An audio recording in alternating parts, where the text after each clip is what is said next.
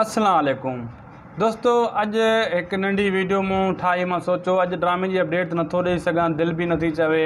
ना ही मुहर्रम ॾियारे ना ही मुहर्रम जो ॾींहुं लॻो पियो आहे, लेकिन हिकिड़ो नंढड़ो मैसेज हुयो, मूं सोचो तव्हां ताईं पुॼायां। दोस्तों, इमाम हुसैन तव्हां असांजे करे शहीद थियो, पंहिंजा बचड़ा कुआया, अलाए केतिरा ई नंढा बच्चा वॾा पंहिंजा मतिलबु 72 टन शहीद थियो करबला जे मैदान में। 22,000 फ़ौज हुई अज़ीज़ जी, उन सां मुक़ाबिलो उन कयो ऐं हक़ जी राह ते शहीद थियो। तव्हां असांजे करे शहीद थियो, कोन जी का ज़ाती दुश्मनी न हुई। मुंहिंजो चवण जो मक़सदु इहो आहे त अॼु जे ॾियारे असां ख़ैर ख़ुरातूं कयूं, तव्हां बि कयो ऐं पाणी पियायो, सवाबु पिया थींदो, इहो बि सवाब जो कमु आहे।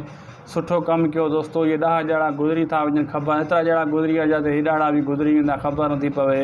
ज़िंदगी अॼु आहे सुभाणे न हूंदी, अॼु असां आहियूं सुभाणे न हूंदासीं, लेकिन ख़ैर ख़ुरातूं कयो, पाणी कंहिंखे पियायो, प्यासे खे पाणी पियायो, भली ॻाल्हि आहे, सवाब जो कमु आहे। फ़िरकाबाज़ी कोई बि न करे, सुठी ॻाल्हि आहे दोस्तों। अॼु जो दौरु अहिड़ो हली रहियो आहे, हर को पंहिंजे कपिड़नि में पूरो आहे, लेकिन अहिड़ी महांगाई में बि के अहिड़ा जवान मूं ॾिठा जेका ख़ैर ख़ुरातूं करनि था, पाणी पियाइनि था। हक़ीक़त आहे, इहा वॾी ॻाल्हि आहे, इन जो सवाब बि हर कंहिंखे मिलंदो आहे। तव्हां बि कयो। असां ख़ुदि इन शइ जा क़ाइल आहियूं त अलाह साईं जी राह में कुझु ॾींदासीं त उहा अॻिती आहे। अलाह साईं जी राह में जेका शइ माण्हू ॾींदो आहे उहा अॻु बि आहे, कॾहिं ज़ाया न आहे थींदी।